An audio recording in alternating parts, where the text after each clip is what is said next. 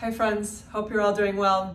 We're going to talk about sleep today. Sleep is so important, and if you are familiar with my channel, you know how much I talk about self-care and wellness and holistic healing and just overall taking care of your body because it's the only vehicle you have. But if you eat all the right foods and move your body in the right way and are into all the latest and greatest healing techniques or whatever, if you do all of that but are still getting improper or poor sleep, your health and your body and your mind and your emotions are all going to start to suffer. And I know this all too well because throughout my life, I have had very, very poor sleeping skills.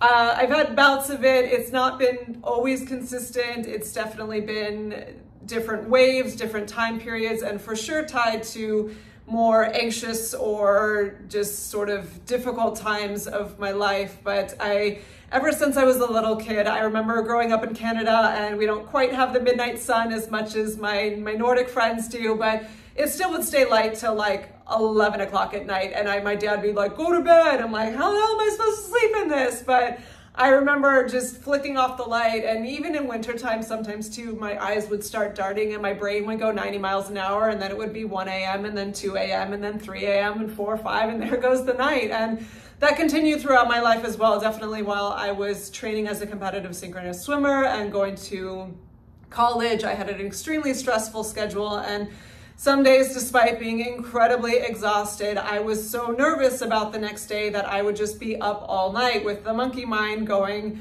thousands of miles an hour and just being processing and thinking of all sorts of different things and feeling anxious in my body. And then you get like sleep anxiety because you're scared of missing that night of sleep and how, crappy you're going to feel the next day.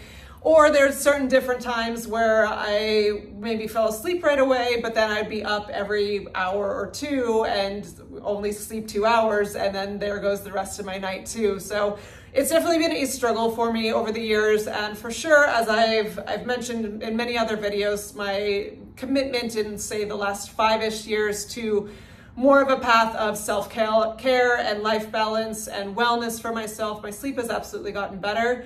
But there's 4 specific things I have implemented that have drastically improved my sleep. And while I'm not a perfect sleeper now, I am nowhere near as bad as I used to, and I do get a lot more rest and feel a lot more better because of it. So I am going to share those with you today.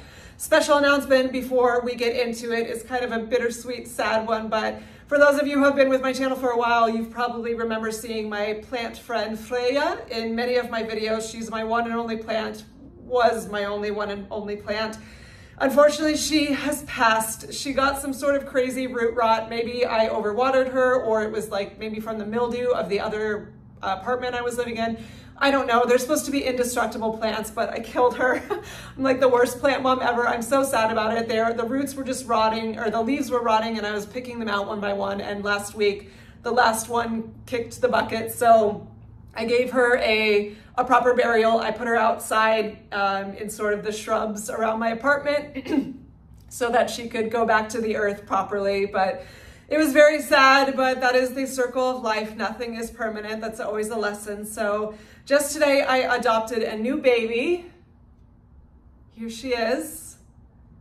Meet Aya. Her name is Aya, A-Y-A. Yes, that is a subtle nod to the plant medicine ayahuasca. No, I have not taken that and probably never will, but I have deep respect for plant medicine and the wisdom and knowledge that all plants have to give us. And I think even a little baby succulent like this has so much wisdom and just good energy and juju to give me. So this is Aya. Succulents are supposed to be pretty easy to take care of as well, and I am in a deserty climate, so they're supposed to do well here. So hopefully I will not kill this one as well, but she will live on that wicker basket where Freya used to live, and hopefully, I think she's happy in her new home. She looks good here, but just wanted to introduce you all. This is the newest update, my child. But onto the video, 4 sleep hacks that have helped me. Numero uno, this one is not a shock. It is not something wild and crazy and like cool information. It's kind of like a hashtag duh. I quit coffee. I quit drinking coffee last year. It was a very positive decision for many reasons in my life. I'm not going to delve into the whole journey of that because I have a whole video on it. It's called How and Why I Quit Drinking Coffee After 20 Years, if you want to check that out. But taking coffee out of my life, on the laundry list of positive benefits that it gave me, number near the top is way better sleep. I used to, in my days of drinking like 3 to 5 shots of espresso, like a triple grande in the morning and a double tall at night, my sleep sucked. It was horrible. Not only would it take forever to fall asleep, but then I would be up every single hour to have to pee. Coffee's a diuretic. It will stimulate your kidneys and your adrenal glands and make you have to pee more than you really should. Not healthy for you. And it was just stimulating my nervous system so much to where I was just jacked and could, no matter how busy my day was, how much physical exertion I had. I was a performing artist, so my jobs were very intense. I could not sleep. And especially when I was dancing till like 2 a.m., sometimes I'd have a coffee at 10 p.m. That is stupid. No wonder I couldn't sleep, like duh. But even when I scaled back to a more reasonable level, my sleep was not good. And when I finally, during COVID and it took 4 years, 3.5 years to get completely off of it because I was so heavily addicted. When I scaled back to a smaller amount and a smaller amount and then switched to decaf, there's still a tiny amount in decaf for those of you that don't know, I found my sleep would get so much better, and then I would, cave and want to have more, and then my sleep sucked. So it was like so obvious that it was affecting my sleep, and it just got to a point where I'm like, dude, do you want to sleep and be healthy, or do you want to enjoy your Starbucks? So I chose sleep and health, and when I cut it out completely, my sleep patterns drastically got better. I do not wake up every hour anymore. I still wake up like once, but I think if you're hydrated, that's like normal to get up once in the night to pee. But once is doable, is normal, is fine, and I can always fall back to sleep after versus waking up every hour or 3 to 5 times a night and then laying there for another half hour because I can't fall back to sleep and just that flighty sort of feeling. That is so much better that I do not have that and can get a full night's rest now. So it is not tempting for me at all to go back to coffee because now that I know what life is like with proper sleep each night, that's not worth it to me, among all the other positive benefits too. Again, if you want to check out that video, if you're curious that coffee might be having a negative impact on your life or you'd like to cut back or eradicate that habit completely, I recommend that video. Again, it's, what is it? How and Why I Quit Coffee After 20 Years. So that is point number 1, drastic improvement for taking that out of my life. Number 2, this one is also sort of kind of obvious, but I think a lot of people have a harder time adhering to it. But a newer rule that I set for myself this year is, it's kind of started last fall actually, but I fall off the wagon a lot because it's another addiction. No screen time after dinner, none at all. No movies, no TV. I don't have a TV, but everything I watch, all the content I watch, whether it's a movie or YouTube, well, that's really all I watch, but it is on my phone. And staring at that blue light at the end of the night is really, really hard on your circadian rhythm. It's telling your brain, hey, it's morning, let's go do stuff. It's time to get energized. And that is, I know people think it's a good way to unwind by watching some shows or some content after dinner or a movie or whatever. That's a logical time of night to do it. That's a lot of time that the only free time people have to be able to do that. But unfortunately, that's really messing with people's brains. And I know a lot of my students I used to teach, because they're on TikTok at like midnight, Instagram at like 1 a.m. Of course, they're not going to be able to fall asleep after that. And they, not only just the light from your device is causing your circadian rhythm to screw up and tell your brain it's not time to sleep, so it doesn't produce the proper sleep hormones. It's just all the stimulus on top of that in general, because most of the time what you're watching, it's either some kind of dopamine fix or some sort of emotional charge to it. And maybe it's healthy learning, but you're still, if you're in a learning state and absorbing information and processing, then you're not in a restful state and you're not winding down. That you're in an active state. So to try and fall asleep after that is really, really difficult. And I noticed, because I used to have a huge YouTube addiction, I would watch for hours and hours after dinner. And it was all content. I was never watching like makeup tutorials, which if you like those, no hate, but that's, I was watching, self-help, self-care, self-development, or like vegan videos or off-grid videos, like sustainable living videos, all like nurturing shit. but it was messing with my sleep very badly. And when I finally got firm on my commitment to, okay, no, if I want to watch something, I'll watch something after work to unwind a little bit. But after dinner, you need to be resting in order to actually digest and assimilate nutrients from your food. So if you're watching something while you eat or watching something after you eat while you're digesting, and you're engaging your energy in that, it's going to not be so friendly for your digestive process. And then it's also just, again, it's going to charge you when it's at the end of the day, you really want to be relaxing and unwinding and enjoying stillness. Reading a book is a better option, or how about connecting with your partner or your kids, or going for a walk after dinner is really nice. Or I used to sit by the ocean, now I sit on my balcony. There are many other things you can do to unwind than stare at a screen. And when you find there is a stark difference on the quality of my sleep. I feel like I sleep so much deeper now, not having that screen time. And every once in a while I will, like I said, I'll fall off the wagon and I'll want to watch a movie, because I just want to watch a movie at night. And I'll choose it consciously, not like guilt myself or berate myself for it, but no, like, yeah, this is probably going to check out my brain and sleep will be less. And 100%, it always is the case. It'll take me longer to fall asleep, and then I won't feel like I'm in that deep, real theta wave, like knocked out, good, juicy, rejuvenating sleep. It'll feel more of like a fitful sleep, and I will wake up more often during the night. So sticking to no screen time after dinner has been paramount for my sleep quality, and it's definitely something I prioritize. And maybe you can experiment with that as well. Let me know in the comments if that makes a difference for you. That is number 2. Number 3, this one's kind of a weird one. I actually discovered this this is one of the older implementations. Is that a word? Implementation? I don't know.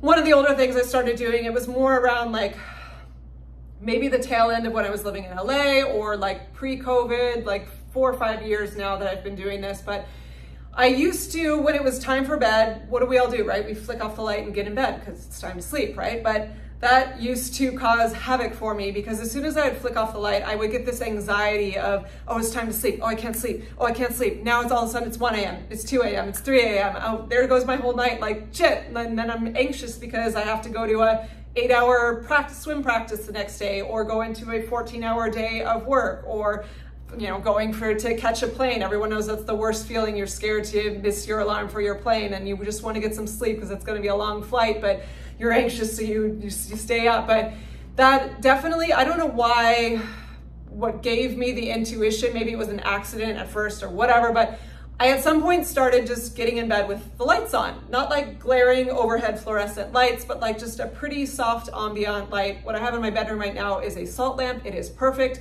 I can still see everything, but it's very soft and like soothing light. And I found that it is almost this like reverse psychology thing of, it takes the pressure off of trying to fall asleep right away, and it lets you just like luxuriously enjoy your bed. Because a lot of times we have to bounce out of bed right away in the morning to go to work or go do whatever.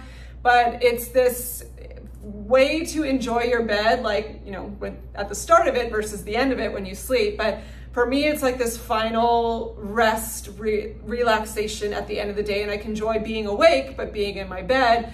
And having the light on, it removes this pressure of like, okay, I don't need to fall asleep right away. I'm cool. I'm just gonna lay and just sort of kind of be in a meditative cat-like state. Sometimes I lucid dream at this point, but just enjoy my sheets, enjoy being cozy, enjoy being horizontal, enjoy not having to do anything. It's not ever with stimulus. Maybe occasionally meditation music, but usually not. Never a book or anything like that. Like just enjoying doing nothing and having the light on. And I found that while I go in with this intention of, I don't have to fall asleep right away because my light's on, it's that reverse psychology thing of, I end up usually almost falling asleep really, really quickly. And I will fall asleep with the light on, but it's no big deal. Like when I wake up, my one time to pee, I'll flick the light off and then go to sleep, and then I have a good night's sleep. And this has been a huge remedy to my previous, like almost lifelong problem of laying in bed for hours and not being able to fall asleep and getting anxious about it, not being able to sleep. It's this whole vicious cycle. Now, if I do have sleeping issues, I wake up at 3 a.m., especially on a full moon. Let me know if you know those vibes. But that's more, and that's if I have underlying anxieties or unprocessed things, or if I, again, had screen time, then that's gonna mess with it and I'll wake up in the middle of the night. But pretty much almost always now, getting into bed and just luxuriously enjoying a soft light and just being horizontal and doing nothing, that lets me fall asleep very, very quickly. So maybe that's something you can try as well if you have trouble falling asleep. Let me know in the comments if that works for you. Which brings me to number 4. This is the last one, kind of a weird one, but I may do a full video on this. Actually, I had a full one, but I deleted it for a weird reason, but I'm not gonna get into that right now. But this is kind of the more outside of the box one, but I stopped wearing sunglasses. Hear me out on this. We all are just sold this idea that we need sunglasses to protect ourselves from the sun, but as my consciousness has sort of developed into more and more natural living and wanting to be in alignment with nature and how we were built to live as humans, it just started seeming kind of bogus to put to have to protect myself from the sun when the sun is the very thing that gives us life. We could not live without the sun. So why do I want to shade it from myself? And yes, I know you can get a sunburn, and yes, I'm not saying I just sit and stare at the sun, because that's going to cause problems for your vision. But just being out on a day-to-day basis, going to run errands where I used to in years past, they were glued to my face if I was outside. I now don't wear them at all. And even when driving, I stopped wearing them. I sort of phased it out. I would go on walks without them because it felt nice to just actually see the nature in front of me and see the real colors of the flowers and the trees. And then I stopped wearing them for if I was outside for a longer period of time, like sitting at the ocean or the beach. I just had my... Sorry about that. It is so hot outside. I have my balcony, glass doors behind the phone right now. And it's so hot outside that my phone just shut off because it said the temperature was too hot. So we're back here. Let's wrap this up before my phone has a meltdown again. Continuing off of what I was saying, I just developed this repulsion to sunglasses because I wanted to connect more with the unnatural world. And as I stopped wearing them, I found that my sleep started getting even better. And there's actually some science behind this because, again, with the blue light thing of your phone and just that's artificial light at night, if you are wearing sunglasses all day and not letting the actual good light come into your eyes that you're supposed to get from the sun, then your circadian rhythm is going to be even more messed up and you're going to have an even harder time falling asleep. And whereas now I'm letting in natural light from the sun, the good light we're supposed to be getting, because again, I think, yes, don't overdo it with sun exposure, be smart, but I think just walking from point A to point B or just being outside as a human, it is unnecessary to wear sunglasses. I'm letting in this natural light into my eyeballs during the day and not putting artificial light in my eyeballs at night. And wow, shocker, I'm living as a human, so now I'm sleeping a million times better. It is a deeper level of sleep that I have not had in my life. And is it a perfect cure-all remedy? No, the body's very complicated. There's always a million factors going into things. For example, when right before I moved, and didn't know where I was going to live, and it was down to the wire, and I could not find a bloody apartment in California. I was quite stressed out about that, and it was a very unsettled thing, and it was a very drawn out, long stressor of a 2 months time period. My sleep was definitely worse during that time because there was just this underlying anxiety. So that's, there's always a whole host of factors that can go into your sleep. But if there was something simple like this, to just stop wearing sunglasses that can give me deeper sleep, yes, I'm absolutely going to do that. And on a spiritual level, just being able to see the natural world as it is, the beauty of nature as it is, that just resonates with me very deeply. And I have heard conspiracy. I went down a wormhole looking up no sunglasses videos at some point, and there's a conspiracy theory out there that the man, whoever you want to call it, started producing sunglasses to get people to be disconnected from the divine and thus be able to, put them more in a lower vibration / fear state and be able to control them more. That may be a little bit far out there, but honestly, I kind of vibe with that. But just whatever about all that, whatever about whatever is true, just find your own truth. And for me, it feels true to not have a barrier between myself and the natural world. And you may be wondering if my eyes, I'm like squinting all the time, or oh, it's so bright and it's so hard and I need the sunglasses. Well, it turns out my eyes were sensitive, and maybe yours are sensitive too, to the light, because I was never in the light. My sunglasses prior to this had been glued to my face all day, every day. And if I was outside for 1 second, whoop, sunglasses were on. And then so of course, when you take them off, your eyes are conditioned to have that barrier. So, oh yeah, it will feel kind of bright and maybe you'll squint a little bit. But for me, when I stopped wearing them, that went away in like a day. And then eventually to like, I would go back and forth on a little bit, but each time it would adjust quicker. And now I don't feel sensitive in the light at all. And even driving on a freeway for 30 minutes to work and there's glare of other cars and it's a full sunshine day, I still don't wear them. And every time I bounce into like, oh yeah, no, I think maybe I'll wear them driving, I do notice a little reduction in my sleep quality. And again, just on a spiritual level of, even if it wasn't affecting my sleep, which it is, and that's precious to me, the spiritual level of just why on earth would I want a filter between myself and the beauty of the natural world? It was sort of this like red pill switch that flipped off in conjunction with me wanting to be more of a natural, like I don't wear lotion or makeup anymore or use shampoo and conditioner. Just, it was all sort of a cascade of consciousness evolution, if you want to call it. It just made sense of like, oh yeah, this is just this dumb human invention where every time we think we have to invent this thing to outsmart nature, it can come back and bite us in the butt, because there's also science that says vitamin D is absorbed through your eyes. And if your vitamin D, a crucial nutrient from the light in the sky, even if there's no sun, if it's a cloudy day, you're still getting light out if you're outside. And that is crucial to your immune system. So for me, I would rather not wear sunglasses than take some sort of synthetic vitamin D supplement that you probably aren't even absorbing anyway, and it's just a waste of your money, but that's another video. But okay, I'll wrap this up now before my phone overheats again. That is the 4 things that have drastically and dramatically improved my sleep. Quitting coffee, no screen after dinner time, go to bed with a nice cozy light on and let yourself just drift to sleep when you feel like it, and quitting sunglasses. Let me know if any of these resonate with you or you want to give some of them a little experiment. Again, you can read science all day or listen to people like me all day, but at the end of the day, you're the boss of your own body and you know your own body. So I always recommend experiment. And as Bruce Lee said, take what is useful, add your own, and discard the rest. I just butchered that, but I think it's the other way around. Take what is useful, discard what is not, add what is uniquely yours. Yes, I think that was a better paraphrase of it. But let me know if you'd like to try any of these out, if you are a poor sleeper and want to experiment with taking some steps to take your health into your own hands. Okay, that's the video for today. Thanks for watching, and I'll see you in the next one. Bye.